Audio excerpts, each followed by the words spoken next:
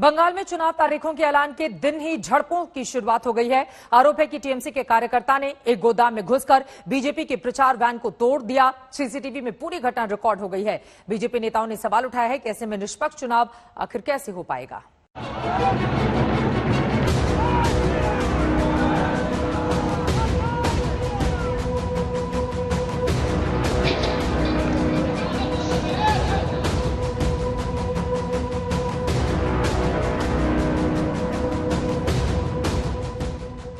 महीनों से छिटपुट सियासी झड़पों और टकराव से दो चार हो रहे बंगाल में ऐन चुनाव की तारीखों के ऐलान के दिन ही हिंसा की पहली घटना हो गई।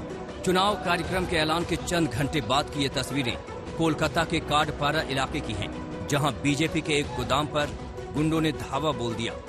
हमले की यह घटना रात 11 बजे की है। फूलबागान पुलिस स्टेशन इलाके में स्वभूमि के पास इस गोदाम में बीजेपी की दर्जनों पब्लिसिटी वैन खड़ी थी। कुछ गुंडे इस गोदाम में घुसे।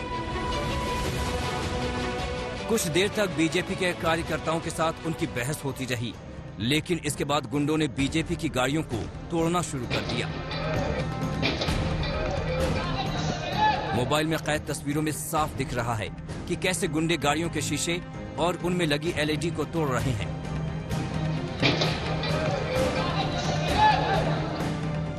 रह रहकर गाड़ियों के शीशे तोड़ने की आवाजें आती रहीं।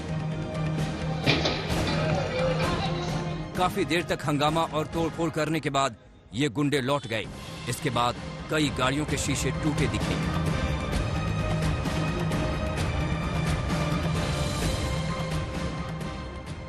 बीजेपी का इल्जाम है कि ये टीएमसी से जुड़े लोग थे, जिन्होंने बीजेपी की पब्लिसिटी वैन को भारी नुकसान पहुंचाया। ये वही पब्लिसिटी वैन थी जिनको गुरुवार को ही बीजेपी अध्यक्ष जेपी नड्डा ने सुनार बांग्ला कार्यक्रम के तहत लॉन्च किया था। चुनावी मुद्दों पर राय लेने के लिए ये वैन सभी विधानसभा इलाकों में जाने वाली थी। बीजेपी नेताओं ने टीएमसी पर तोड़फोड़ कराने का आरोप लगाया है। कैलाश विजयवर्गीय ने घटना के कुछ ही देर बाद ट्वीट किया,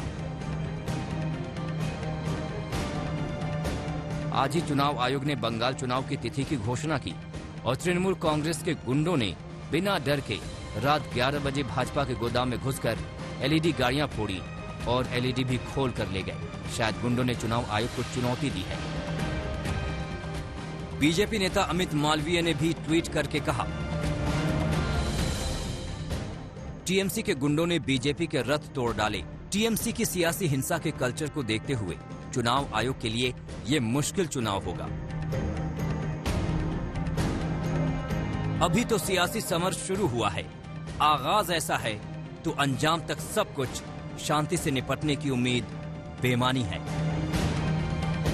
कोलकाता से पौलमी साहा के साथ आज तक ब्यूरो।